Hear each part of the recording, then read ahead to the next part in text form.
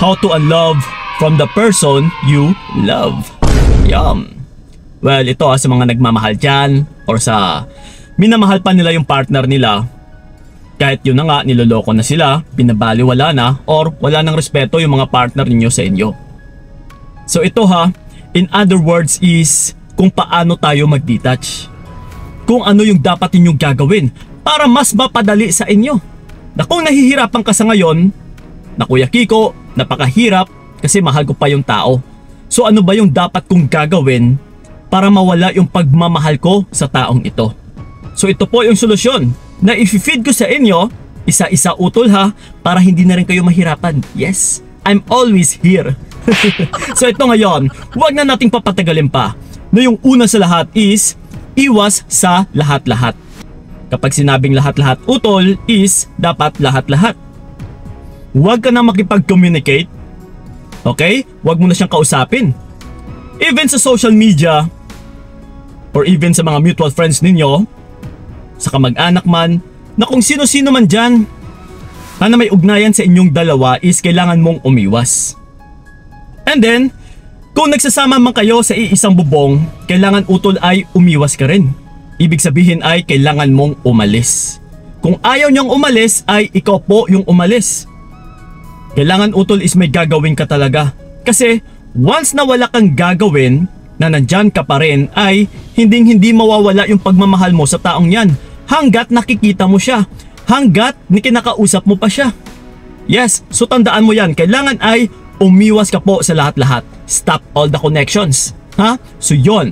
And then ito, yung pangalawa natin is iwasan ang mga gamit. Ano ba klase mga gamit yan? Yung mga regalo niya sa'yo, or let's say nagbigay man siya sa'yo ng, alam mo yon, yung parang mahaba. Parang hotdog. Well, joke lang. So ganun na nga, kung nagbigay man siya sa'yo ng mga regalo or kung may mga gamit man siya dyan sa bahay ninyo, kailangan is iwasan mo utol. So sa anong pamamaraan? Kailangan ay ilagay mo po ito sa isang box or sa isang karton and then isang tabi mo. Iset aside mo muna utol. Or else kung kaya mo rin namang ipadala sa kanya, ipadala mo po. Huwag kang manghinayang sa gamit na yan. Dahil once na nandyan pa yung mga gamit sa bahay ninyo na palagi mong nakikita is yan po yung isang nagpapahirap sa'yo na that's why hindi ka pa makaka-move on. And then that's why hindi ka makakapag-detach sa taong yan. So that's why mga utol, kailangan ay iwasan talaga yung gamit na nagbibigay sa'yo ng alaala. So yun.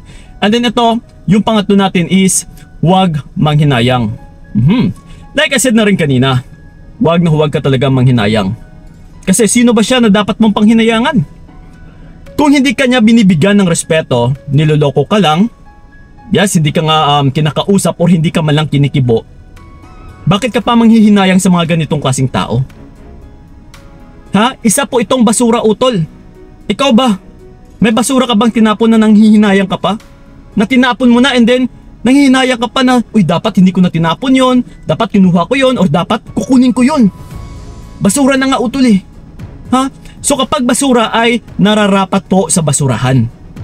And then, pagdating kasi sa karamihan ng hihinayang sa relationship, kasi may mga pinagsamahan, na ganito na kasi kami katagal Kuya Kiko eh. So paano yan? Well, past is past utol.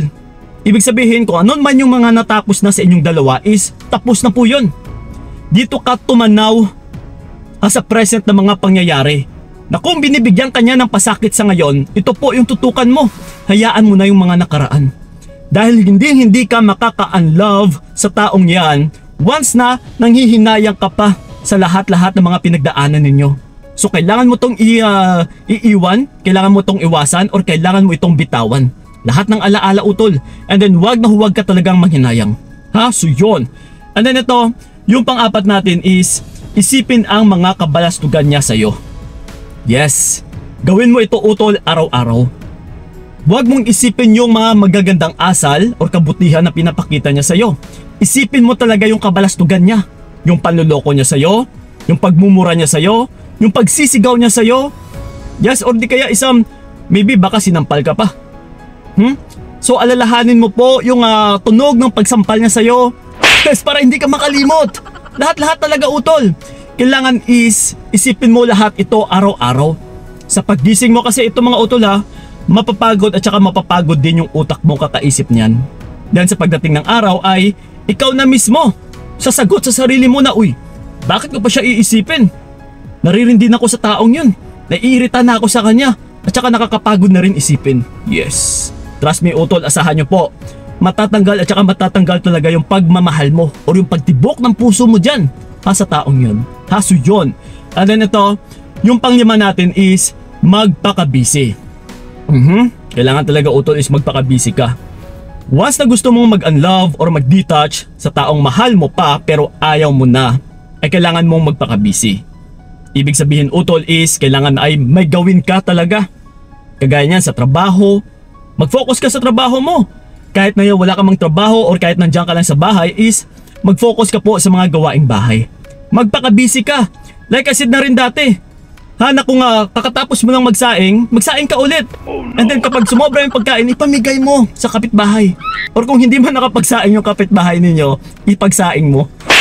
Yes, what I mean utol is magpaka-busy ka talaga. Kung lahat-lahat man isang kailangan dapat mong gawin. Meet with friends, lumabas kayo, makipag-inuman ka, pero huwag naman masyadong magpakalasing. Kundi para maaliw ka lang. Kasi ito mga utol, once na nagpaka-busy ka, kung minsan kasi is makakalimot ka sa problema mo. Na kung minsan is makaka-move on ka rin. Na hindi mo namamalayan na, uy, teka lang, parang okay na ako Parang hindi ko na siya naiisip. Yes. So ganun po yung ibig kong sabihin dito. That's why kailangan mong magpaka-busy. So yun. And then ito, yung pang-anim natin is maghanap ng hobbies. Huwag maghanap ng hobby yung lalaki, kundi hobbies mo or yung tipong magiging habit mo rin araw-araw. Kagaya na lang sa pag-gym, yes, or sa mga sportsman kung saan ka man mahilig, or di kaya, yes, kung magva-vlog, kung mahilig ka sa pagba-vlog, or kung gusto mong mag-vlog, umpisahan mo na. Kailangan pa magsisimula. Kung marunong kang manahe, or kung ano-ano man dyan, yes, magsanay ka utol, tahiin mo lahat ng butas na kahit ng mga kapitbahay ninyo, pati bibig ng marites dyan sa inyo, tahiin mo. So ganun po yung ibig sabihin, magpaka-busy ka talaga, kailangan is maghanap ka ng pagkakaaliwan mo. So yun. And then ito, yung pang-pito natin is i-treat ang sarili. You should comfort yourself or kailangan mong i-pamper yung sarili mo. Nakagaya nito utol, isipin mo na lang. Halimbawa, ayaw mo na sa lalaking yon, okay, umiiwas ka. So paano mawala yung pagmamahal mo sa taong yan? Kundi magpaka-busy ka, okay? Unahin yung sarili mo. Lumabas ka utol, ito imagine ninyo. Lumabas ka, gumala ka, nag-shopping ka. Yes, ipinagbibili mo ng magagandang damit yung sarili mo. Kumakain ka sa labas. Yung tipong wala ka nang inaalala na tao. Wala nang sumasagabal sa isipan mo. Wala ka nang kailangan i-update. Yes, wala ka nang kailangan bantayan. Kundi, magagawa mo na lahat-lahat ng kagustuhan mo. Kahit pumunta ka man ng bar, kahit makipagdiskuhan ka pa, yes, magagawa mo na ito utol. Lahat ng kagustuhan mo talaga, so ayaw mo pa ba nun? So if I were you utol, yes, subukan mo po. Nagawin mo muna lahat ng bagay habang kumakalas ka sa taong ayaw mo na kahit sabihin pa nating mahal mo pa is kailangan mo talagang gawin yung bagay nito para maaliw ka. So yun. And then ito, yung pangwalo natin is walang iba kundi magbakasyon. Subukan mo utol. Kung minsan kasi na kung mag-i-stuck ka lang or mag-i-stay ka sa bahay ninyo, nagmumukmok, is talagang hindi ka makakalimot sa taong gusto mo ng kalasan or sa taong minamahal mo. Pero kung nagbabakasyon ka kasi, halimbawa niyan kasama mo yung mga kaibigan mo or kahit mag-isa ka lang, subukan mo po. Once kasi na makakayanan mo ito utol, na umalis ka na hindi mo siya kasama, maaaliw at saka maaaliw kay. Na mas lalo mong makikita yung value mo sa iyong sarili or yung worth mo sa iyong sarili or yung worth din ng mundo. Na makikita mo kung gaano kaganda yung nature utol, yung nasa paligid mo. So that's why, subukan nyo pong magbakasyon kasi kung minsan ito asahan nyo po. Sa pag-uwi ninyo is magiging masaya ka na at saka magugulat ka na makakalimutan mo na siya. Yes. So ganun po yun. And then lastly, ito po yung pinaka-importante sa lahat. Question, Kuya Kiko, paano kapag may mga anak? Okay, like I said na rin kanina, lumipat ka muna or lumipat muna kayo ng bahay. Paano yan Kuya Kiko? Nag-aaral yung mga anak namin. Subukan nyo po. Mangupahan na muna dyan sa malapit sa paligid or sa vicinity ng paaralan ng mga anak ninyo. That's why napaka-importante din talaga mga utol na meron kang sariling source of income. And then yung pangalawa, syempre, kung gusto mo talagang sustentuhan siya sustentuhan yung mga anak ninyo ng asawa mo o ng partner mo, is ilapit mo sa barangay. Kumuha ka ng sustento para magkaroon kayo ng kasunduan. Yes, utol, lahat po ng problema ay may solusyon talaga. Pero kung minsan, walang nangyayari dahil wala ka namang ginagawa. Nandiyan ka lang, paiyak-iyak. Yes, nag-e-emote-emote. Hindi ka na bata, utol. Once na pinasok mo po yung gera or sa relationship man, ay dapat kailangan marunong kang lusutan ito lahat-lahat. Huwag kang pumasok sa isang relasyon kung hindi mo naman kaya lahat-lahat. Kung hindi mo kayang lusutan lahat ng problema. So yun po mga utol. Sana'y nakatulong yung video na ito, and then sa mga gusto ko makausap one-on-one, PMS lang sa aking FB page na Payong Kaibigan ni Kiko. Yes, maglokohan tayo doon. No, kundi kausap-usap tayo doon.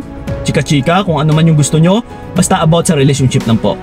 So yun po mga utol, maraming salamat talaga. So ingat kayo. God bless and babush! Mas mabuti nang bitawan ka para wala nang pait. Hanggang dito na lamang kung nakayanan ko, nakawakan ang naranasan ko, bibitawan.